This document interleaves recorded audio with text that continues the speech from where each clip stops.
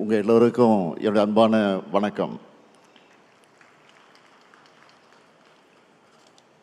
வரலாற்று சிறப்புமிக்க இந்த மதுரை மண்ணில் தொன்மையான தமிழரின் பண்பாட்டை எடுத்துக்காட்டக்கூடிய இந்த மதுரை மண்ணில் தமிழ்நாட்டினுடைய எதிர்காலத்திற்கு தேவையான முடிவுகளை எடுக்கவும், தமிழ்நாட்டை சூழ்ந்திருக்கக்கூடிய பகையை எதிர்கொண்டு முறியடிக்க வியூகங்கள் அமைக்கவும், வெற்றியை நோக்கி உழைக்கவும் இந்த பொதுக்குழுவை கூட்டியிருக்கிறோம். போர் முழக்கம் கேட்டதுமே வெற்றியை பறிக்கும் வேகத்தோட களம்பும் வேங்கைகள் போல இங்கே கூடியிருக்கக்கூடிய உங்களை எல்லாம் பார்க்கும்போது எனக்கு புது எனர்ஜியே வந்திருக்கு.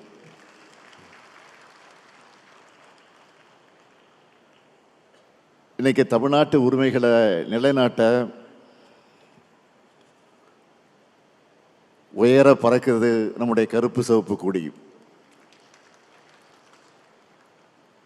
இந்த கொடி எத்தனை போராட்டங்களுக்கு பிறகு, எத்தனை தியாகங்களுக்கு பிறகு விண்ணுயிர பறக்கிறது என்பதற்கு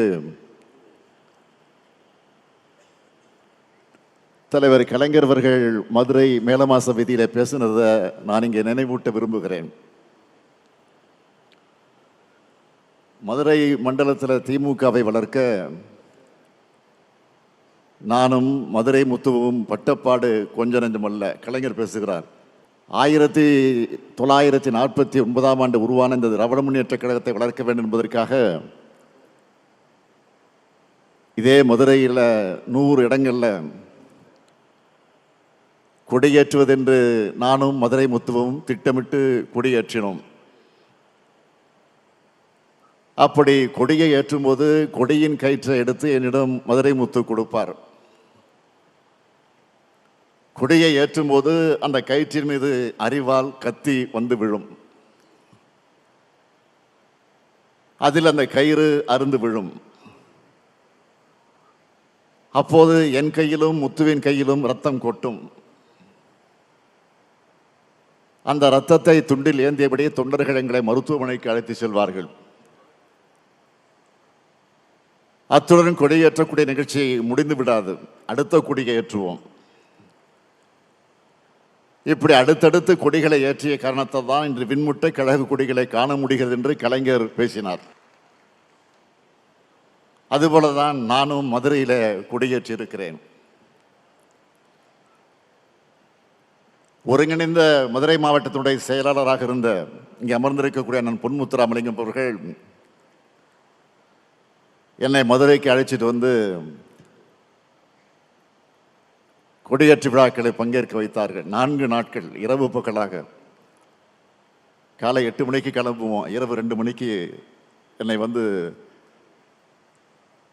இரவு ஓய்வெடுக்க விடுவார். அதெல்லாம் நினைச்சு பார்க்கிறேன். அப்படி ரத்தம் சிந்தி கழகம் வளர்க்கப்பட்ட களம்தான் இந்த மதுரை மண். அப்படியெல்லாம் உழைச்சிருக்கக்கூடிய முன்னாள் மேயர் முத்து அவர்களுக்கு கூட நேற்றைக்கு சிலையை திறந்து வச்சிருக்கிறோம். இப்படி கழகத்திற்காக பலர் உழைச்ச தியாக பூமியான இந்த மதுரை மண்ணில் கழக பொதுக்குழு நடப்பதில் நான் பெருமையாக கருதுகிறேன். கழகம் தொடங்கினதிலிருந்து மதுரையில் 6வது பொதுக்குழு இது நடைபெற்று கொண்டிருக்கு. 6வது பொதுக்குழு, மன்னிக்கணும், 6வது பொதுக்குழு முடிந்து இது 7வது பொதுக்குழு.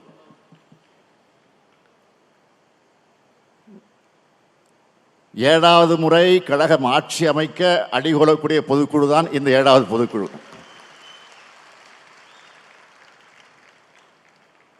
கழக வரலாற்றில் மதுரையில் நடந்த சில முக்கிய தருணங்கள் இதை நான் குறிப்பிட விரும்புகிறேன். இந்திய எதிர்ப்பு போர்க்களத்துக்கு அடித்தளம் அமைச்சது 1963ஆம் ஆண்டு சட்ட எரிப்பு போராட்டம். மதுரை முத்து உள்ளிட்ட 5 பேர் ஓராண்டு காலம் சிறை தண்டனை பெற்றாங்க. அந்த போராட்டத்திற்கு பார்வையாளராக வந்த அன்றைய பொருளாளர் நம்ம எல்லாம் ஆளாக்கின நம்முடைய தலைவர் கலைஞரையும் கைது செஞ்சு அடைச்சாங்க. மதுரை மாவட்டத்து மொழிப்போர் தளபதிகள் விடுதலையான அன்னைக்கு நடைபெற்ற பொதுக்கூட்டத்தில் உரையாற்றின தலைவர் கலைஞர் அவர்கள் சொன்னார், மதுரை முத்துவும் எஸ் தென்னரசும் திமுகவுக்கு கிடைச்ச மருது சகோதரர்களும் பாராட்டினார். அதேபோல் 1982ஆம் ஆண்டு திருச்செந்தூர் கோயில் விவகாரத்திற்கு நீதி கட்டு நெடும்பயணத்தை இதே மதுரையிலிருந்து தான் தலைவர் கலைஞர் அவர்கள் தொடங்கினார். பல நாட்கள் கால்கள் குப்புளிக்க அந்த வேதனையோடு தலைவர் கலைஞர் அவர்கள் நடப்பயணத்தை மேற்கொண்டார். கழகத்தின் தொண்டனா செயல்பட்டு வந்த என் வாழ்க்கையில் மாபெரும் திருப்பத்தை ஏற்படுத்தின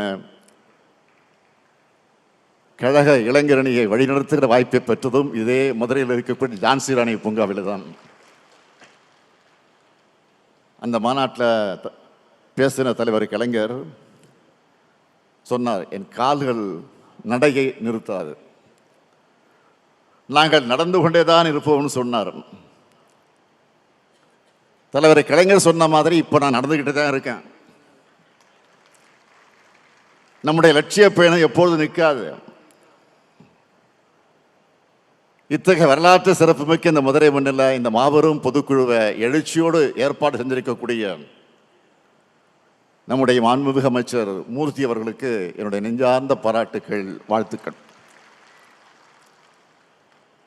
மாமதுரை போற்றுதும் மாமதுரை போற்றுதும் என்று சொல்வதைப் போல மதுரை மூர்த்தி போற்றுவதும் மதுரை மூர்த்தி போற்றுவதும் தான் பாராட்டுகிறேன். மூர்த்தி சிறிதானாலும் கீர்த்தி பெரிதுன்னு சொல்லுவாங்க. இங்கே மூர்த்தியும் பெருசு கீர்த்தியும் பெருசு என்று சொல்லத்தக்க வகையில் மிக மிக பிரம்மாண்டமானதாக நடத்தி காட்டியிருக்கிறார் நம்முடைய அருமை சகோதரர் மூர்த்தி அவர்கள். எந்த ஊரில் நடத்துகிறோம் என்பதை போல யாரை வச்சு நடத்துகிறோம் என்பது முக்கியமானது. அந்த வகையில் மறக்க முடியாத பொதுக்குழு, மணக்க மணக்க தடபடலாக இருந்த இந்த பொதுக்குழு நடத்தி காட்டியிருக்கக்கூடிய மூர்த்தியை தலைமை கழகத்தின் சார்பில் மீண்டும் பாராட்டி வாழ்த்தி நன்றி தெரிவிச்சுக்கிறேன். அவருக்கு துணை நின்ற நம்முடைய அமைச்சர் பிடிஆர் பழனிவேல் தியாகராஜன்,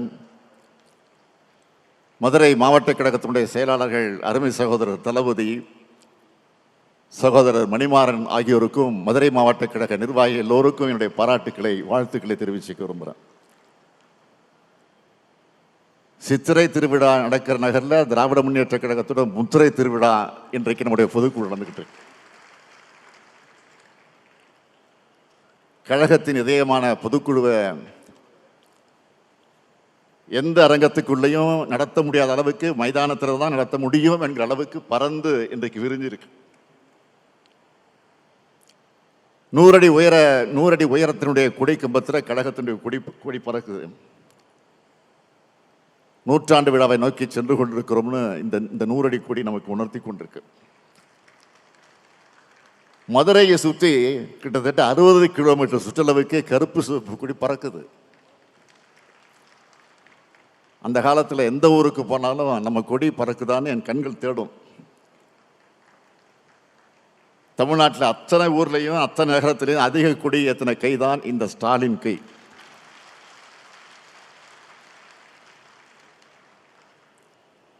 நம்மை பொறுத்தவரை பகுத்தறிப்பகர்வன் தந்தை பெரியார், அறிவுலக ஆசான் அறிஞர் அண்ணா, தமிழக தலைவர் கலைஞர், திராவிட முன்னேற்ற கழகம், கருப்பு சிவப்பு கொடி, உதயசூரியன் சின்னம், அண்ணா அறிவாலயம், இவைதான் நம்முடைய உயிர்.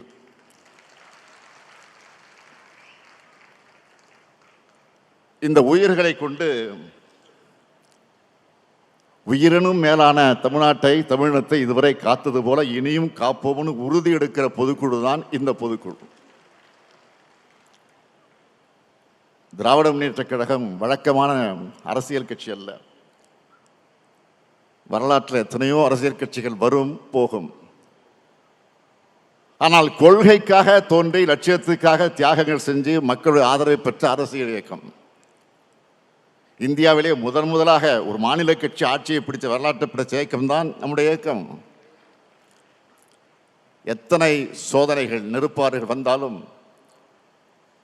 அதில் எதிர்நீச்சல் போட்டு உயர்ந்து நிற்கும். அப்படி இந்த மண்ணில் சமத்துவம், சுயமரியாதை, சமூக நீதி ஆகியவற்றின் அடிப்படையில் எல்லோருக்கும் எல்லாம் கிடைக்கணும்னு உருவானங்கக்கூடிய நாம. இனத்துக்காக உரிமை குரல் எழுப்புறவங்க நாம, கொள்கைக்காக வாழ்கிறவங்க நாம, கொள்கையை பரப்ப கட்சியும் கொள்கையை வென்றெடுக்க ஆட்சியும் தேவைன்னு உழைக்கிறவங்க நாம. தடமாறாத கொள்கை கூட்டம் நாம. அதனால தான் எந்த கோமாளி கூட்டத்தாலையும் நம்மை வெல்ல முடியல, இனியும் வெல்ல முடியாது. இங்கே கூடியிருக்கக்கூடிய உங்களுக்கு நான் சொல்லிக்க விரும்புகிறது, நான் தொடக்கத்தில் சொன்ன மாதிரி இது வழக்கமான பொதுக்குழு அல்ல. 7வது முறையா வாகை சூட வியூகம் வகுக்கிற பொதுக்குழு. அடுத்த ஆண்டு இதே நேரத்தில் என்ன மாதிரி தலைப்பு செய்தி வந்திருக்கும்னா, 7வது முறையா திமுக ஆட்சி அமைத்தது,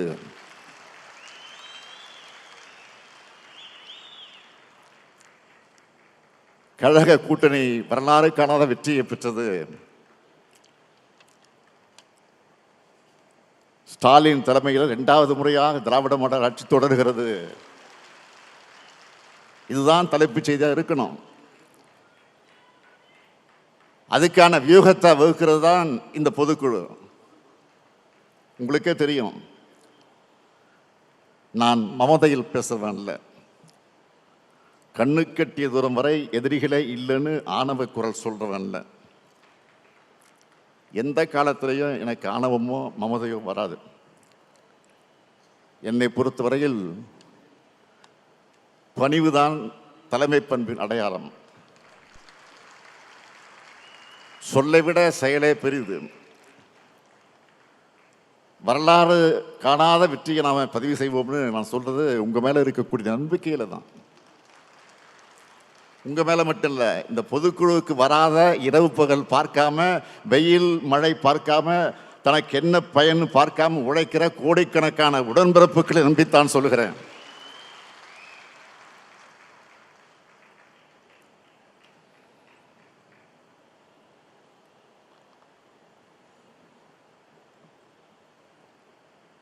கழகம் இதுவரைக்கும் அடைஞ்ச வெற்றிகளுக்கெல்லாம் நீங்க தான் காரணம். உடன்பிறப்புகளான நீங்க இல்லாம கழகமும் இல்லை, நானும் இல்லை. என்னை தலைவராக உருவாக்குனது நீங்க, என்னை முதலமைச்சராக்கி உயரை தந்தது நீங்களும் மக்களும். உலகத்தில் எந்த கட்சிக்கும் இப்படிப்பட்ட உறுதிமிக்க உழைப்பாளர்கள், தொண்டாளர்கள் கிடைச்சிருக்க மாட்டாங்க. இப்படிப்பட்ட தொண்டர்கள் காத்து நிற்கிறதுனால தான் 75 ஆண்டு காலத்தை கடந்து நூற்றாண்டை நோக்கி அதே வேகத்தோடு நாம் இன்றைக்கு நடைபெற்று கொண்டிருக்கிறோம். சூரியன் நிரந்தரமானது, அதுபோல கழகமும் நிரந்தரமானது. கழகம் எப்படி நிரந்தரமானதோ அதுபோல நம்முடைய கழக ஆட்சியும் நிரந்தரமானது என்ற நிலையை நாம் உருவாக்கணும். அந்த நிலையை உருவாக்க முடியும். அது உங்களால் தான் முடியும், நம்மால் தான் முடியும். அதே நேரத்தில் அது சாதாரணமான விஷயம் இல்லை. இன்றைக்கு நாம் அனுபவிக்கிற சோதனைகளும் நெருக்கடிகளும் சாதாரணமானது இல்லை. நாம் இன்று மாநிலத்தினுடைய ஆளுங்கட்சி, ஆனால் ஒரு எதிர்கட்சியை போல சோதனைகளும் நெருக்கடிகளும் நம்மை தொடர்ந்து வருது. மாநிலத்தினுடைய முதலமைச்சராக நான் இருந்தாலும் எதிர்கட்சியை போல போராடி கொண்டே இருக்க வேண்டியிருக்கிறது. இது தமிழ்நாட்டின் நலனுக்காக நடக்கிற போராட்டம், மாநில உரிமைகளுக்காக நடைபெறக்கூடிய போராட்டம். அரசியல் எதிரிகள் ஒரு பக்கம், கொள்கை எதிரிகள் ஒரு பக்கம், இன எதிரிகள் இன்னொரு பக்கம், துரோகிகள் அடுத்த பக்கம்னு எல்லா பக்கமும் எதிரிகள். இதுக்கிடையில் கட்சியும் ஆட்சியும் நடத்துகிற மாபெரும் பொறுப்பு என் தோளிலே சுமத்தப்பட்டிருக்கு. அவதூறுகள் மூலமாக, பொய்கள் மூலமாக நம்ம வீழ்த்த பார்க்கிறாங்க. அதுக்கு சமூக ஊடகங்களை பயன்படுத்துறாங்க. நான் ஏற்கனவே ஒரு மாதிரி சொன்னது போல, திமுகவுக்கு என்றைக்கும் ஊடக சொகுசு இருந்ததில்லை. ஆளுங்கட்சியா இருந்தாலும் சரி, எதிர்கட்சியா இருந்தாலும் சரி, திராவிட முன்னேற்ற கழக மேலதான் அதிக விமர்சனங்கள் வரும். திராவிட முன்னேற்ற கழகத்தை ஆதரிக்கிறவங்க கூட சில நேரங்களில் எதிரிகளால் பரப்பப்படக்கூடிய அவதூறுகளை, போலி தகவலை நம்பி அவங்கள நம்மை தாக்குகிற நிலையை இன்றைக்கு சமூக ஊடகங்களில் பார்க்குறோம். ஏன் நம்ம ஆதரவு ஆட்களை இது அடுத்தவருக்கு அனுப்புகிற செயலையும் சில நேரங்கள் தங்களை அறியாமல் செய்கிறாங்க. ஆனால் உண்மை நிலவரம் என்ன? திமுக ஆட்சிக்கு ஆன்டி இன்கம்பன்சியை விட ப்ரோ இன்கம்பன்சி தான் மக்கள்கிட்ட அதிகமாக இருக்கு. அதாவது திமுக ஆட்சிக்கு எதிரான அலையை விட ஆதரவு அலை தான் அதிகமாக வீசுது. அது வெளியே தெரியாம மறைக்க, திசை திருப்ப சிலர் நினைக்கிறாங்க. எப்படிப்பட்ட சூழல்ல நாம ஆட்சியில் அமர்ந்தோம் மக்களுக்கு தெரியும். கடந்த அதிமுக பாஜக கூட்டணி ஆட்சியால அதில் பாதாளத்திற்கு போன தமிழ்நாட்டை மீட்டிருக்கோம். ஒன்றிய பாஜக அரசு நம்ம உரிமைகளுக்கு எதிரான எத்தனை நடவடிக்கைகளை மேற்கொண்டாலும் அத்தனையும் எதிர்த்து இன்று வரை போராடிக்கிட்டு இருக்கிறோம். நமக்கு நியாயமா ஒதுக்க வேண்டிய நிதியை ஒதுக்காம தமிழ்நாட்டை பொருளாதார ரீதியாக முடக்க நினைச்சாலும் அந்த நெருக்கடிகளெல்லாம் கடந்து மக்களுக்கான நலத்திட்டங்களை நாம செயல்படுத்திக்கிட்டு இருக்கிறோம். பொருளாதார ரீதியான முட்டுக்கட்டைகள், அரசியல் ரீதியான முட்டுக்கட்டைகள், ஆளுநர் வழியாக வரக்கூடிய முட்டுக்கட்டைகள், உரிமைகளை பறிக்கக்கூடிய அபகரிக்கக்கூடிய முட்டுக்கட்டைகள்னு எத்தனையோ தடைகளை ஒன்றிய பாஜக அரசு போட்டாலும் அதையெல்லாம் கடந்து இன்று இந்தியாவிலேயே வளர்ச்சியில் நம்பர் 1 மாநிலமாக தமிழ்நாட்டை உயர்த்தி இருக்கிறோம். 2026 சட்டப்பேரவை தேர்தலுக்கு இன்னும் சில மாதங்கள் தான் இருக்கு. அதனால வழக்கத்தை விட அதிகமா திராவிட முன்னேற்ற கழகத்துக்கு எதிராக, கழக ஆட்சிக்கு எதிராக அவதூறு அம்புகளை மக்கள் மத்தியில எதிராளிகள் வீசுவாங்க. கருத்து கணிப்புங்கிற பேர்ல எண்ணத்தோடு திமுக கூட்டணிக்கு குறைவான சதவிகிதத்தையும், அதிமுக கூட்டணிக்கு புதுசா வரக்கூடியவங்களுக்கு அதிக சதவீதமான வாக்கு சதவீதத்தையும் போட்டு மக்கள் மனசுல அந்த பொய்ய விதைக்க முயற்சிப்பாங்க. சட்டம் ஒழுங்கு சரியில்லை, முறைகேடுகள் அதிகரிச்சிருக்குன்னு பச்சை பொய்ய தங்களுக்கு இருக்கக்கூடிய ஊடக சொகுசு மூலமாக, சமூக ஊடகங்கள் மூலமாக விதைப்பாங்க. இதையெல்லாம் முறியடிக்க நாம தயாராகணும். இதைத்தான் இந்த நேரத்தில் நான் கேட்டுக்கொள்ள விரும்புகிறேன். நான் மேலும் மேலும் தெரிவிக்க விரும்புவது இதுதான் இன்றைக்கு முக்கியமான வேண்டுகோளாக இருக்கிறது. ஒவ்வொரு நேரேட்டிவ் செட்டப் பண்ண நினைச்சா நம்ம அவங்கள விட ஒரு பிழை முன்னாடி இருக்கணும். அவங்களுடைய பொய்களுக்கு முன்னாடி நம்முடைய உண்மை மக்கள்கிட்ட போய் சேரணும். கோடிக்கணக்கான உறுப்பினர்களை கொண்ட பேரியக்கம் நம்முடைய திராவிட முன்னேற்ற கழகம். இந்த பொதுக்குழுவுக்கு அந்த கோடியிலிருந்து 7000 பேர் வந்திருக்கிறீங்க. இது மாபெரும் மரியாதை. காலங்காலமாக கழகத்தை குழைச்சி ஒரு சட்டமன்ற உறுப்பினராகாம, ஒன்றிய செயலராக முடியாம, நகர செயலராக முடியாம, நிர்வாகியாக கூட முடியாம மறைஞ்சி போனவங்க கழகத்தில் அதிகம். தலைவர் கலைஞரை பக்கத்தில் இருந்து கூட பார்க்காம மறைஞ்சவங்களும் அதிகம். ஏன் அண்ணா அறிவாலயத்தோட வாசல்படி கூட மிதிக்காத உடன்பிறப்புகள் அதிகம். ஆனா இத்தனை லட்சம் பேர்ல 30 பேர் அமைச்சர்கள், 150 சட்டமன்ற உறுப்பினர்கள், 20 நாடாளுமன்ற உறுப்பினர்கள், 10 மாநிலங்களவை உறுப்பினர்கள், 76 மாவட்ட செயலாளர்கள், 21 மாநகர செயலாளர்கள், 160 நகர செயலாளர்கள், 490 பேரூர் செயலாளர்கள், 936 ஒன்றிய செயலாளர்கள், 236 பகுதி செயலாளர்கள்,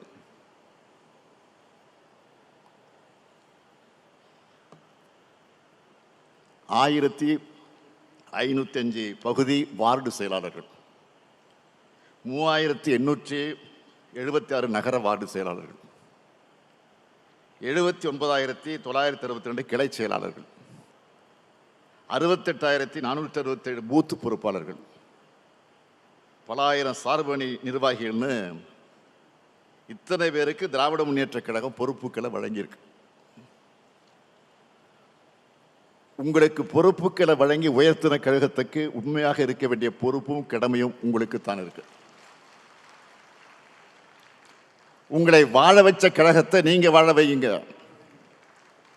இந்த இயக்கத்துக்கு உண்மையாக இருங்க. இதுதான் என்னுடைய பணிவான வேண்டுகோள். நான் தலைவராக பொறுப்பேற்றதிலிருந்து நம்ம தொடர்ந்து வெற்றி பெறுவதற்கான காரணங்களை ஒன்று, நம்ம கூட்டணி. 2017ஆம் ஆண்டு முரசொலியினுடைய பவள விழா நடத்தணும். அதிலிருந்து நம்முடைய பயணம் தொடங்குச்சு, கூட்டணி பயணம்.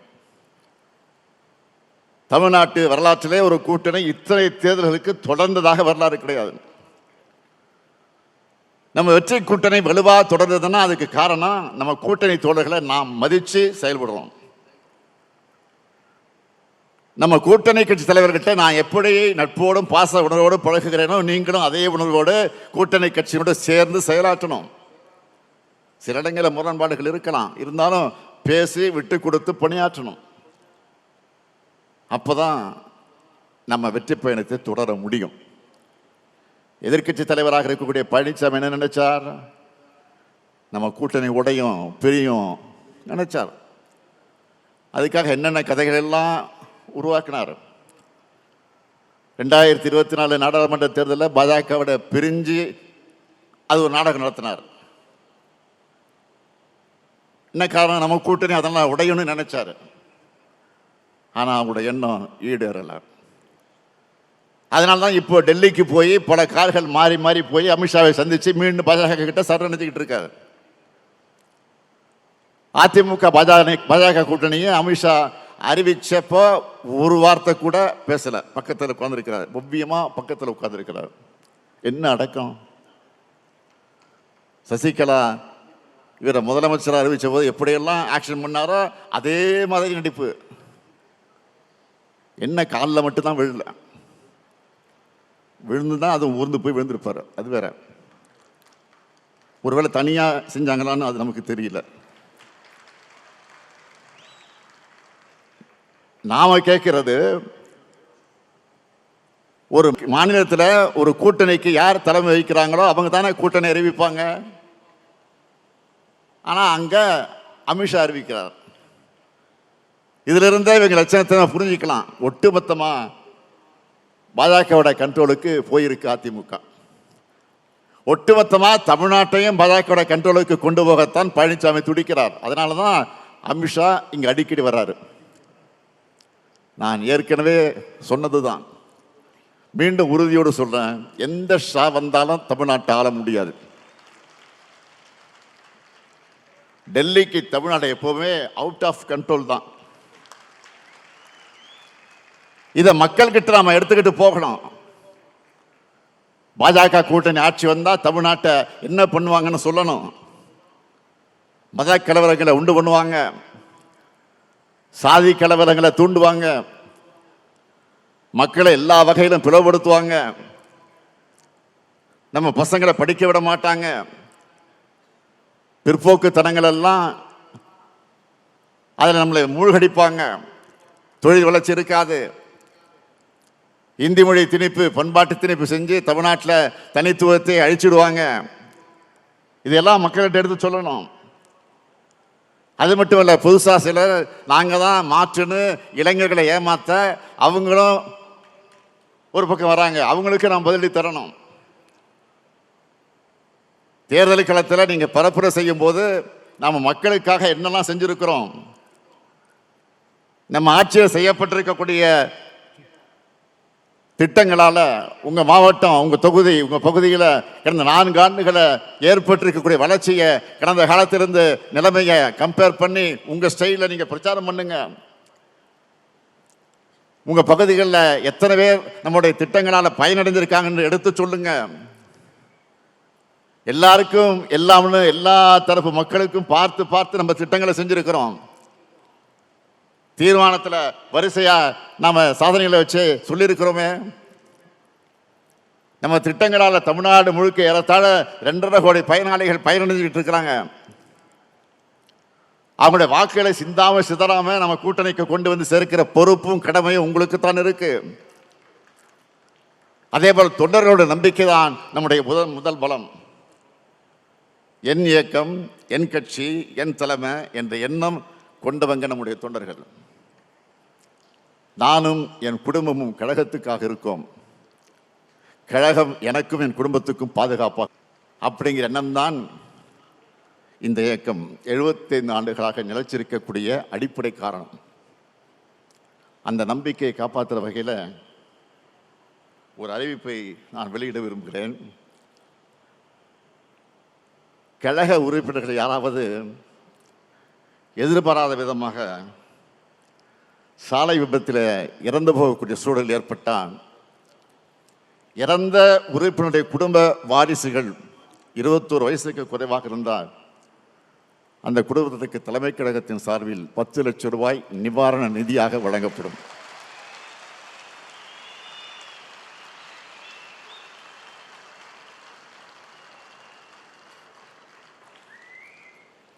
அது மட்டுமல்ல, அந்த பிள்ளைகளின் படிப்பு, குடும்ப சூழலுக்கு இந்த நிதி உதவும். நான் உங்களுக்கு எல்லாம் சொல்லிக்கொள்வது, பொறுப்பில் இருக்கிற நிர்வாகிகளும் அவங்க சொல்றதை நிறைவேற்ற தொண்டர்கள் தான் கழகத்தோட வலிமை. நிர்வாகிகளை, தொண்டர்களை முன்னோடிகளாக கருதணும். தொண்டர்கள் இல்லாமல் இந்த இயக்கம் இருக்க முடியாது. அதுபோல நிர்வாகி இல்லாமல் இந்த இயக்கம் செயல்பட முடியாது. இருவருமே நம்ம குடியில் இருக்கக்கூடிய கருப்பு சிவப்பு போலதான் ஒற்றுமையாக செயல்படணும். மாவட்ட செயலாளர்கள் தங்களுக்கு இருக்கக்கூடிய நிர்வாகிகளையும், தங்களுக்கு கீழே இருக்கக்கூடிய நிர்வாகிகளையும், பொறுப்பாளர்களையும் அரவணைத்து செல்லணும். தாங்கும் தூண்கள் இல்லாமல் கோபுரம் நிற்க முடியாது என்பதை மனசில் வச்சு செயல்படுங்க. திமுகங்கிற இயக்கம் தொடங்கும் போதே இளைஞர்களால் உருவான இயக்கம். பேரறிஞர் அண்ணாவுக்கு அப்போ 40 வயசு தான். தலைவர் கலைஞருக்கு 25 வயசு தான். பேராசிரியருக்கு 27 வயசு. நாவலர், முதியழகன் அவங்கெல்லாம் இளைஞர்கள் தான். அவங்க அரசியல் களத்திலும் போராட்ட களத்திலும் முதன்மையாக நின்று பல இளைஞர்களை ஈர்த்தாங்க, கழகத்தை ஆட்சிக்கு கொண்டு வந்தாங்க. அதுபோல இங்கே உள்ள நிர்வாகிகளும் இளைஞர்களை கட்சியில் நீங்கள் ஊக்கப்படுத்தணும். கழகத்தில் இப்போ 23 அணிகள் இருக்கு.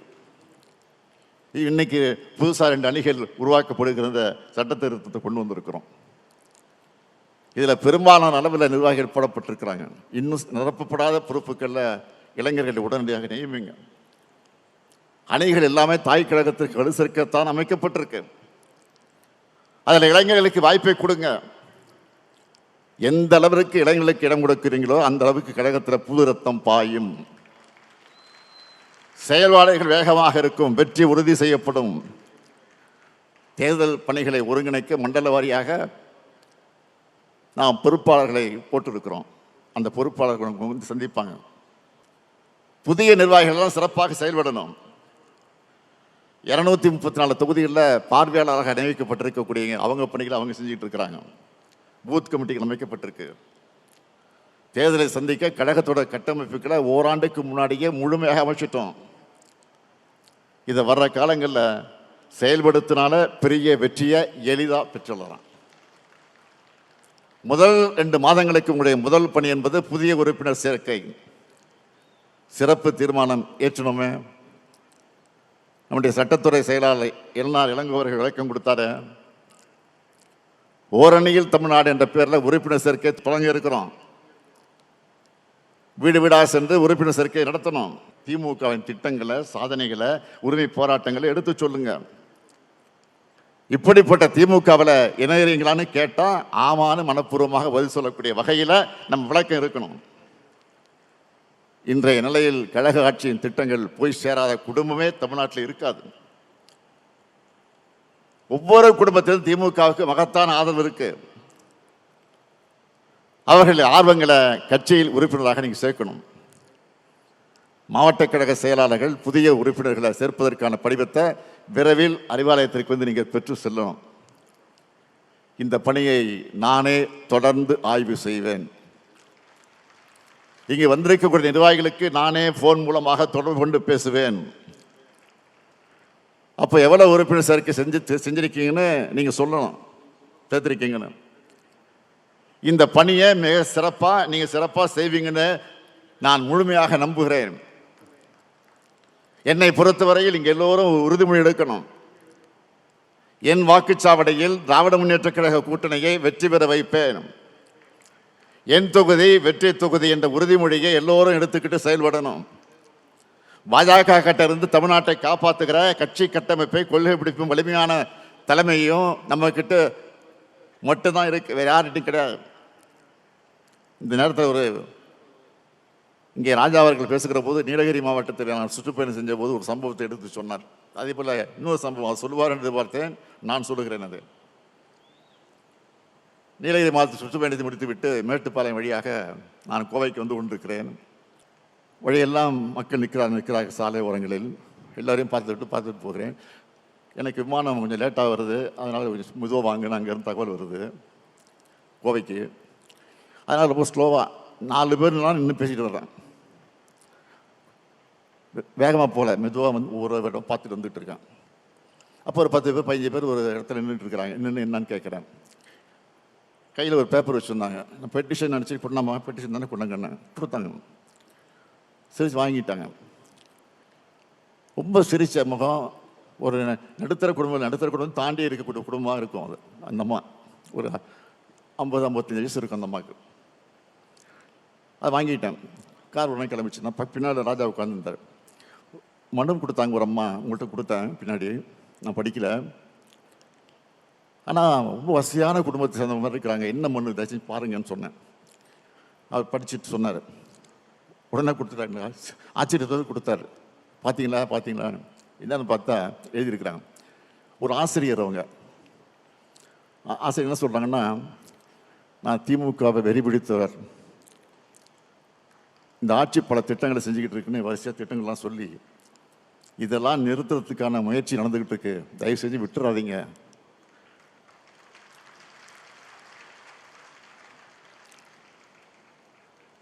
எங்கள் உறவினர்கள்லாம் மாற்றுக் கட்சி தான், எதிர்கட்சி தான். நான் மட்டும் தான் திமுக. நான் சமாளிச்சுட்டு இருக்கேன். தயவுசெய்து நீங்கள் எப்படியாவது நீங்கள் தான் ஆட்சிக்கு வரணும், இது என்னுடைய வேண்டுகோள் அப்படின்னு எழுதி கொடுத்துருக்காங்க. வேறு ஒன்றும் இல்லை, மனுவில் கோரிக்கையே இல்லை. இதுதான் ஆச்சரியமாக படிச்சு எங்களுக்கு. அப்போயே காரில் போயிட்டு இருக்கும்போதே அவங்களுக்கு செல் நம்பர் எழுதியிருந்தாங்க, குறிச்சிருந்தாங்க. அந்த செல் நம்பருக்கு உடனே ஃபோன் போட்டு நானே பேசுகிறேன். ரொம்ப மகிழ்ச்சியாக பேசுனாங்க. எப்படியாவது விட்டுறாதீங்க. இப்போ கூட வாரத்துக்கு 2 தடவை 3 தடவை ஃபோன் பண்ணிகிட்டே தான் இருக்கிறாங்க. நானும் பேசிக்கிட்டு தான் இருக்கிறேன். எதுக்காக சொல்கிறேன்னா, இன்றைக்கி மக்கள் இன்றைக்கு திராவிட முன்னேற்ற கழகத்தின் மீது அந்த அளவுக்கு நம்பிக்கை வைத்திருக்கிறாங்க. ஆக நம்முடைய பணி என்பது முடிச்சிட்டோம். தேர்தல் இது மட்டும் போதாது. பூத்தளவில் ஜெயிக்கிற வாக்குகள் தான் தொகுதியில் வெற்றி பெற வைக்கும். தமிழ்நாடு முழுக்க எத்தனை உட்கட்டமைப்பு பணிகள் நடந்துட்டு இருக்குன்னு நம்மளுக்கு தெரியும். அதெல்லாம் தொய்வில்லாமல் சொன்ன தேதியில் முடிக்கப்பட்டு செயல்பாட்டுக்கு வரும்னா மீண்டும் நாம தான் ஆட்சிக்கு வரணும்னு புரிய வைங்க. ஜூன் 1 வாரத்திலிருந்து என்னுடைய பணி என்னன்னா, கழக நிர்வாகிகளை தொகுதி வாரியாக அண்ணா அறிவாலயத்தில் நான் சந்திக்க போகிறேன்.